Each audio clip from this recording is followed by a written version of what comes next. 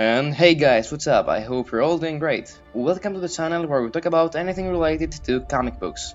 So Deadpool and Wolverine was just released and I wanted to tell you my thoughts on the newest addition in the Marvel Cinematic Universe. But it's pretty early and not many people have watched the movie, so don't worry, this review will be 100% spoiler free, and I hope we can keep the comments spoiler free too. So with no further ado, let's start.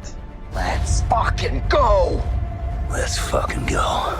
Deadpool and Wolverine is the movie everyone has been waiting for, mostly because of the return of Hugh Jackman, who finally wears his iconic yellow and blue suit. It's directed by Sam Levy, and in the movie, Deadpool, played by Ryan Reynolds, is trying to save his universe from extinction, and to do so he needs the assistance of Wolverine. Wolverine becomes his reluctant partner in fighting two common enemies, Cassandra Nova, played by Emma Corrin, and Paradox, played by Matthew Macfadyen. Of course, I'm not revealing anything else because I want to avoid spoilers.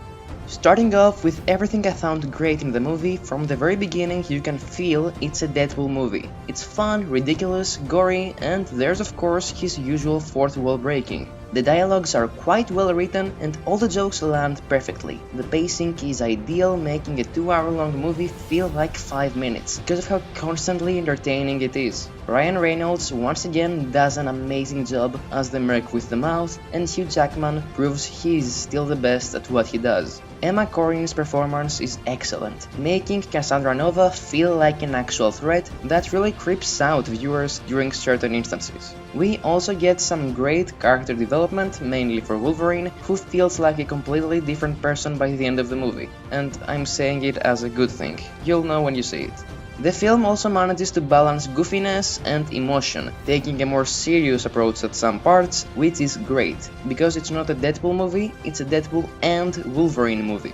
As far as the fight scenes are concerned, they are probably some of the best I've seen in the entire MCU, with a really clever use of all of the characters' powers and unique abilities. Now about the thing that probably concerns most of you, yes, there are plenty of cameos and Easter eggs. The way all of them are revealed is really smart, and they actually have a purpose in the story and aren't just plain fan service. The character that got the best treatment is actually one of my personal favorites, and I was really glad to see him in the movie. Of course I can't tell you who this was, but I'll give you a hint.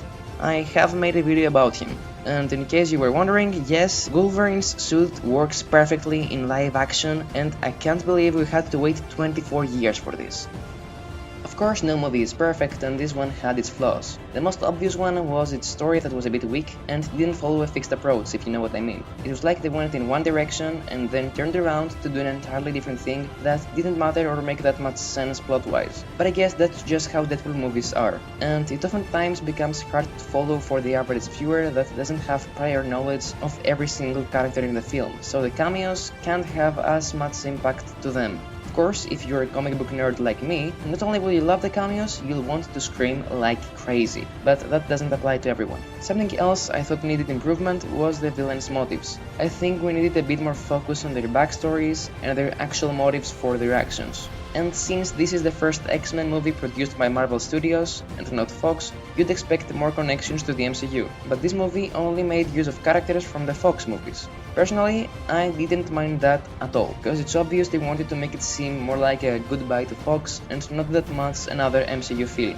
After all, not every movie has to be an advertisement for the next project, right? Apart from this, another issue was probably the CGI that was really bad at times, and certain performances that were just okay.